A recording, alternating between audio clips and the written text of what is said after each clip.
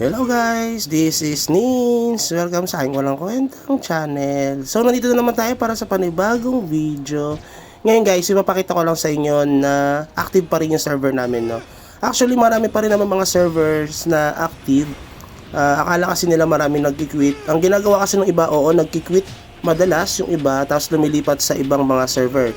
Ngayon ay para nasa 749 na ngayon ang mga servers dito sa MU Monarch, no? So okay din naman na kapag nag-quit kayo, lumipat kayo sa ibang server, kaso panibagong gastos din siya. Or pwede naman kayong bumili ng mga quitting accounts, no? Tulad nung kakilala ko, parang YouTuber din ata yun, si Zgods, na siya ay nagbebenta na ng account niya. So hindi ko alam kung bakit. Tayo kasi ay ini-enjoy lang natin yung MU Monarch, no? Siguro for some reason kung bakit siya mag-quit dito sa MU Monarch. Baka nagkaroon siya ng second family, ganon. So hindi niya na masustain yung pangangailangan ng ikalawa niyang family. Kaya siya ay nag-quit na, no? Kasi marami siyang nagagastos eh. Parang spender din ata siya. Tayo kasi semi-spender lang. Ini-enjoy lang natin yung paglalaro. Yun, no? So hindi kayo masyadong mapipressure kapag tamang playing lang yung ginagawa nyo dito. So tulad natin, di ba?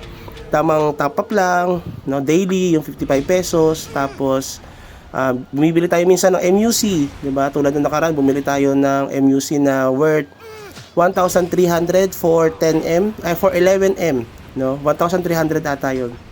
Or parang 1,400. Mga ganun, no? Doon nagre-range yung presyon dito sa MU Monarch. So, ginagawa ko kasi hindi naman ako against sa bot, pero pinipigay ko yung mga bot. Kasi yung mga bot kasi, doon ako bibili ng MUC.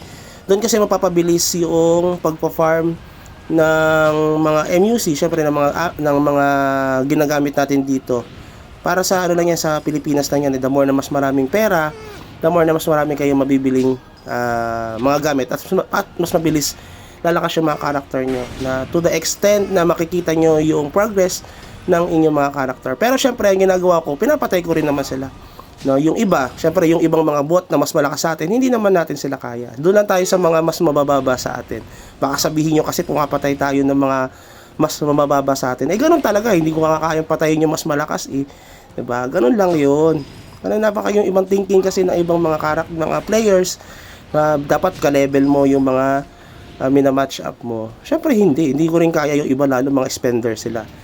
Ganun lang gawin nyo guys, para ma-enjoy nyo at ma-gauge nyo yung character nyo kahit papano, at pwede kayo makapambuli, no? So hindi naman tayo mabait guys, sakto lang. Okay, kaya napipikay din tayo. Pero yung iba, hindi ko kaya, lalo na si Mermer.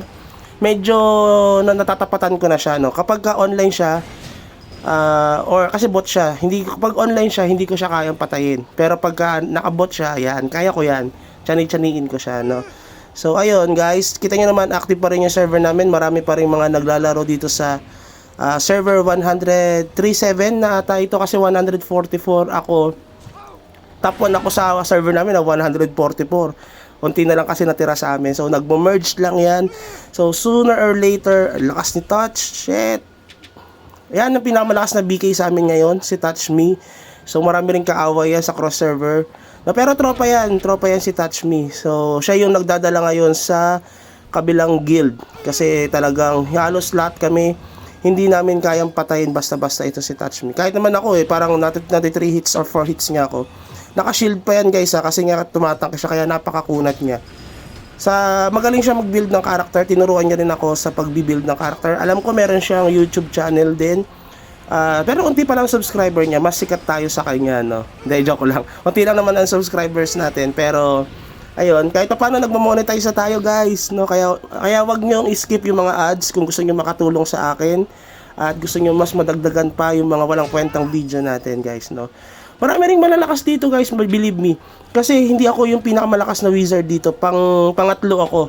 Tapos sa server namin, pang 11 pa ako. So marami pang mas malalakas. Pero kahit ganon, ay semi-spender tayo, or yung 55 daily lang ang ginagawa natin, tapos bibili ng MUC, nakakahabol tayo. Tamang sipag at tiyaga lang guys. Dapat meron pa rin, kahit wala kayong bot guys, kahit wala kayong bot, ang gawin nyo, meron kayong main character, tapos meron kayong at least 2 na farmer.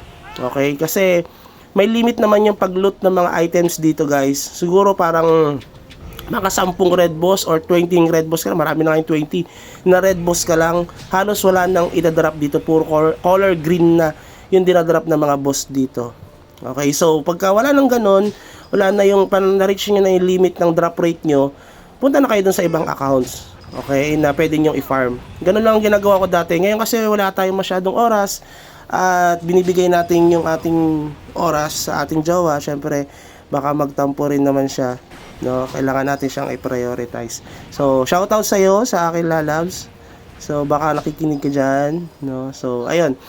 Kita nyo naman guys, halos mabasag na yung aming base, 'di ba? Medyo parang ano kami dito, 21 pang active dito sa aming server sa guild lang namin na. Tapos sa ibang guild, yan, marami pa rin sila.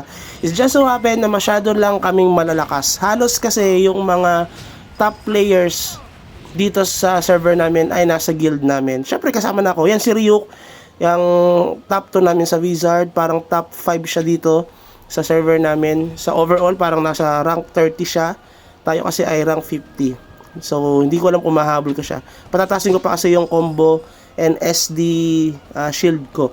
No, combo heart, tsaka ay combo regen, tsaka yung SD ko, pinapataas ko pa siya guys. Kasi medyo nalalambutan ako sa character ko eh.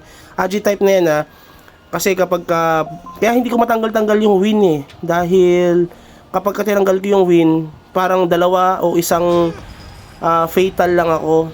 Hindi ako mga spender talaga. Si Link parang nato 2 hits pa ako eh. Syempre yung isa miss.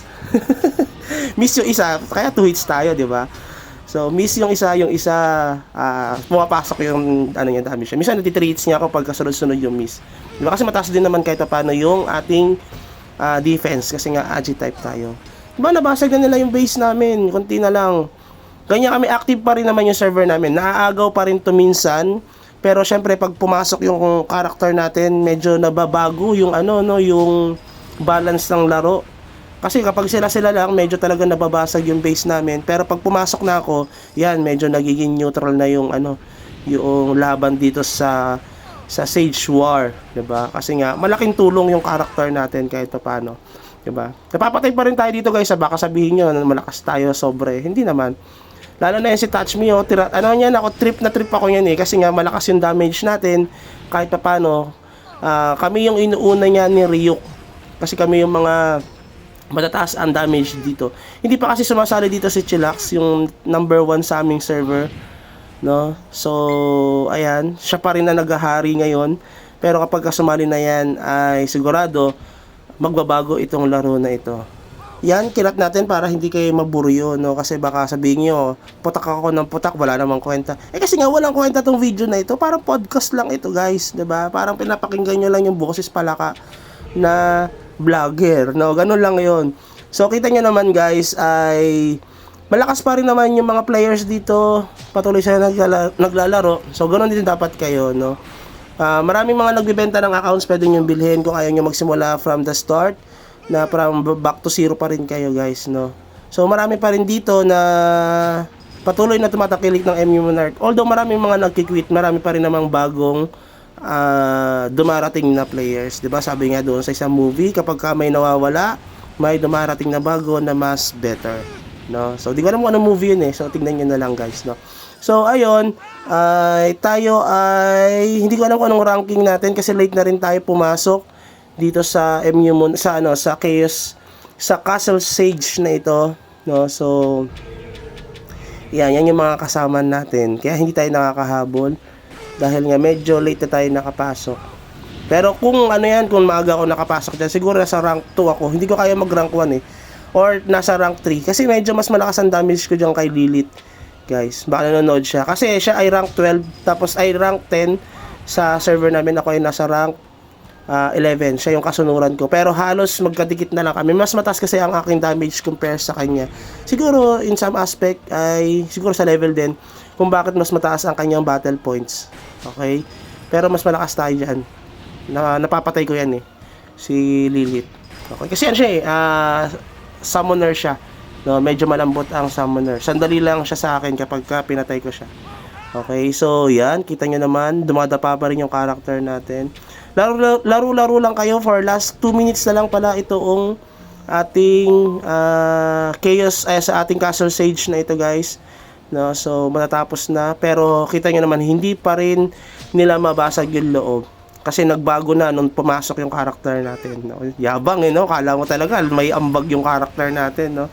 So yun nga lang, sabi ko sa inyo, kahit na semi-spender kayo, makakahabol yung character nyo. Baka kasi may mga nanonood dyan na gustong maglaro ng MU Monarch for almost 2 years na ito, guys, no? At parang nadi-discourage silang maglaro nitong MU Monarch dahil marami ng malalakas na players. Actually, pwede kayo magsimula doon sa mga bagong server, no? Kahit ako noon, parang 3 months na nag-start yung MU Monarch, tapos doon lang tayo naglaro. Yung mga server 1, halos magkakadikit na yung mga server dahil sa merging ng servers dito.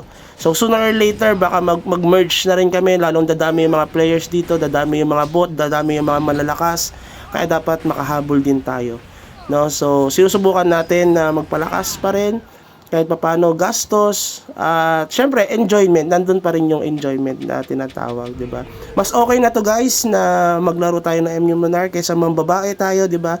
Ma-divert yung isip natin sa mga ganung bagay. The more na mas busy ka, the more na hindi mo maiisip pa magloko, no? So yun lang siguro, at panalo pa rin kami dito sa Chaos Castle. Kitang-kita nyo naman, nangingibabaw pa rin ang salvage.